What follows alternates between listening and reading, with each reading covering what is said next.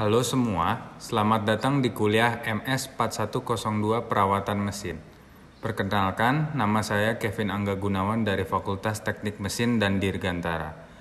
Pada video ini, saya akan menjelaskan kepada Anda terkait praktikum balancing pada mesin rotasi.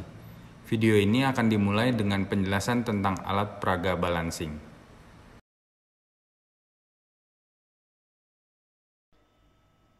Jadi pada video kali ini kita akan membahas praktikum balancing.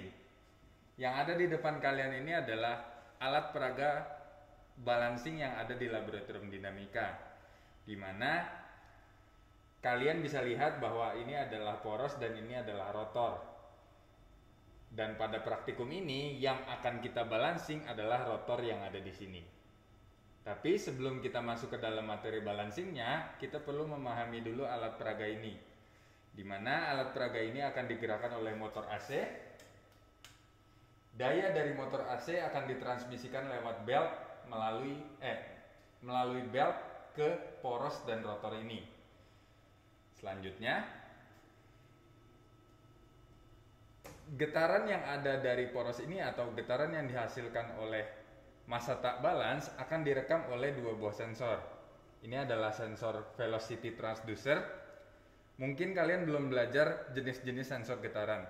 Nanti setelah kalian ujian tengah semester, di materi yang kedua yang akan diajarkan Pak Jenal, kalian akan belajar jenis-jenis sensor, di mana pada umumnya sensor itu akan dibagi menjadi 3 jenis.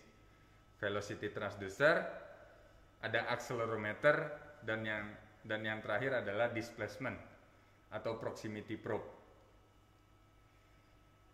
Hal itu akan dibahas lebih detail di praktikum yang akan datang. Dan kemudian sensor yang kedua adalah ini. Ini adalah kivasor, di mana kegunaan dari kivasor adalah mengukur RPM yang terjadi pada poros ini.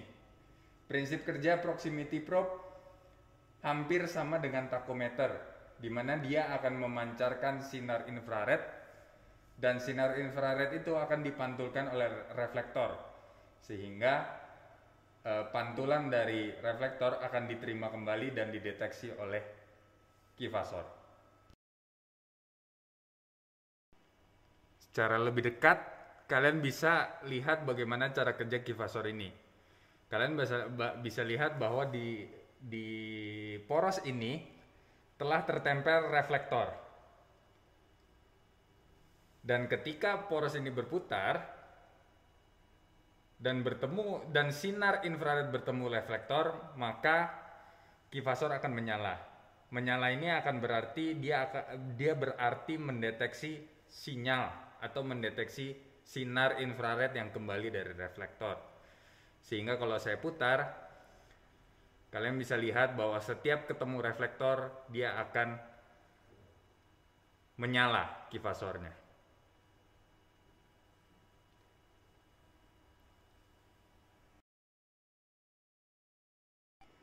Jadi ini merupakan rotor yang kita gunakan pada alat peraga ini.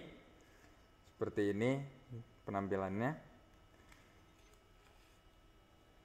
Di mana rotor ini telah didesain sedemikian sehingga dia memiliki lubang-lubangnya seperti ini. Jumlah lubangnya adalah 18 lubang. Dan karena ini adalah satu putaran yang mana adalah 360 derajat, maka jarak antara lubang ini adalah 20 derajat. Dan setiap lubang-lubang ini memiliki jari-jari dari pusat putaran yang serupa.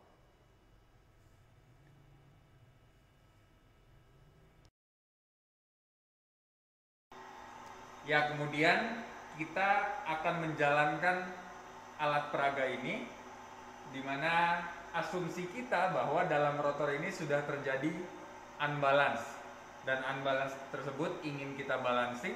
Namun sebelum kita balancing, kita perlu dapatkan data unbalance-nya terlebih dahulu. Ketika dia berputar, yang mana asumsi kita adalah di dalam sini sudah ada massa tak balance, maka kita bisa ukur getarannya. Di sini kita menggunakan data akuisisi National Instrument dan juga softwarenya LabVIEW. Namun pada praktikum ini fokus kita bukanlah dalam programming LabVIEW ataupun data akuisisi nasional instrumennya. Jadi di sini akan kita ajarkan untuk memakainya saja.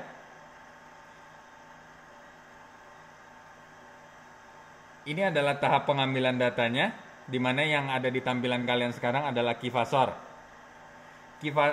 Sinyal keyphasor akan berbentuk seperti ini, di mana keyphasor yang kita miliki adalah ketika dia menyentuh reflektor, maka dia akan menjadi low, atau dengan kata lain 0 volt.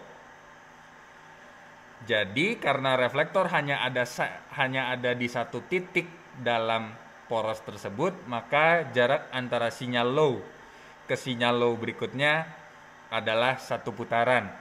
Dari satu putaran tersebut dapat dikonversi menjadi frekuensi. Nah, kemudian di sini dapat kita lihat, kemudian di sini dapat kita lihat bahwa ada sinyal getaran dalam domain waktu dan ada juga sinyal getaran dalam domain frekuensi. Kamu belum belajar apa itu domain frekuensi. Yang biasa kamu lihat adalah ini domain waktu, atau dengan kata lain sumbu X-nya adalah time atau waktu. Tapi dengan kata lain gampangnya domain frekuensi itu adalah sumbu Y-nya dia akan berupa frekuensi. Oh maaf, di sini harusnya frekuensi. Nah, di domain frekuensi ini kamu bisa lihat bahwa amplitudo yang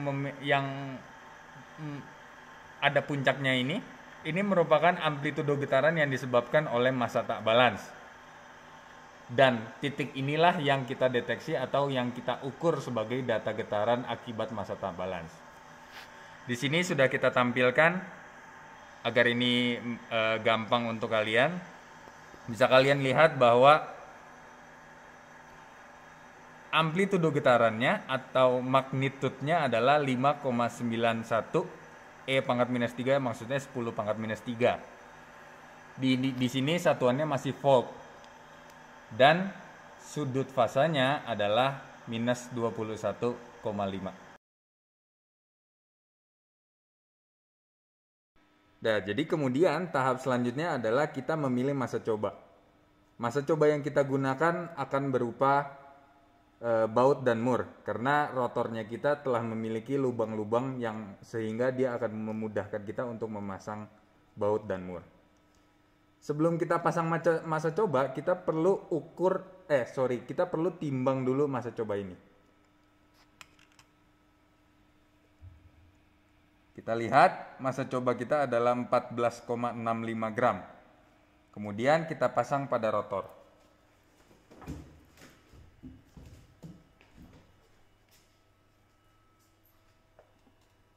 Ketika kalian pasang pada rotor, kalian boleh pasangkan di mana saja.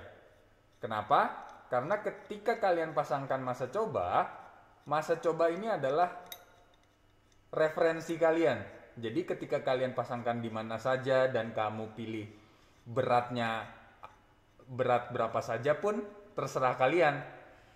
Asalkan setelah kalian pilih dan kalian pasang, kalian harus menandakan di mana posisi masa coba ini. Karena dalam perhitungan selanjutnya, masa coba ini akan berfungsi sebagai referensi kamu atau acuan kamu. Atau dengan kata lain titik nolnya kamu. Maka silahkan kalian tandai dengan spidol atau apapun itu.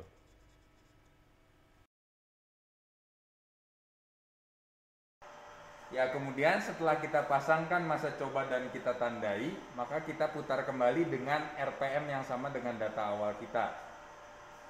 Kemudian kita jalankan kembali programnya. Sebelum kita baca data getarannya, kita pastikan dulu bahwa RPM-nya kira-kira menyerupai dengan data awal tadi. Ini kira-kira sudah menyerupai, maka kita akan baca data getarannya.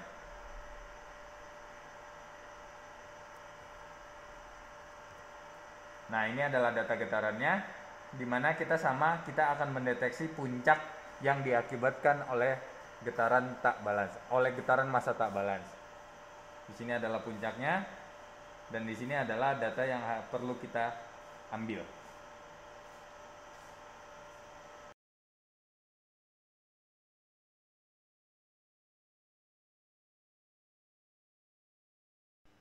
Nah, kemudian setelah kita melakukan perhitungan tadi, kita dapatkan massa penyeimbang kita adalah sekitar 9,6 gram. Oleh sebab itu, kita cari kembali baut dan mur yang kira-kira beratnya 9,6 gram.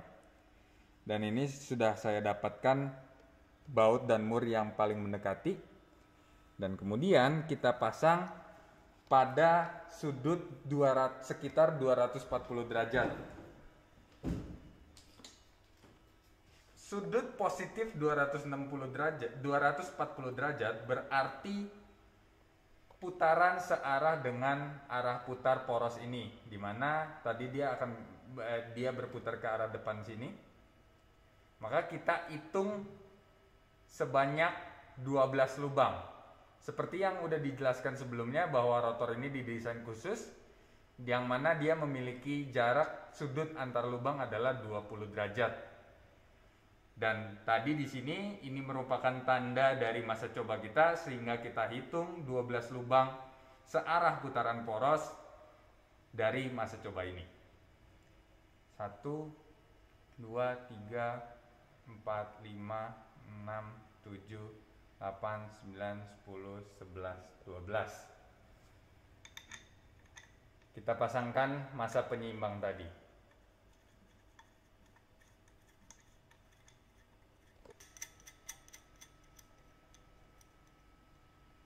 Jangan lupa untuk melepas masa cobanya, karena sekarang masa cobanya sudah tidak lagi dibutuhkan.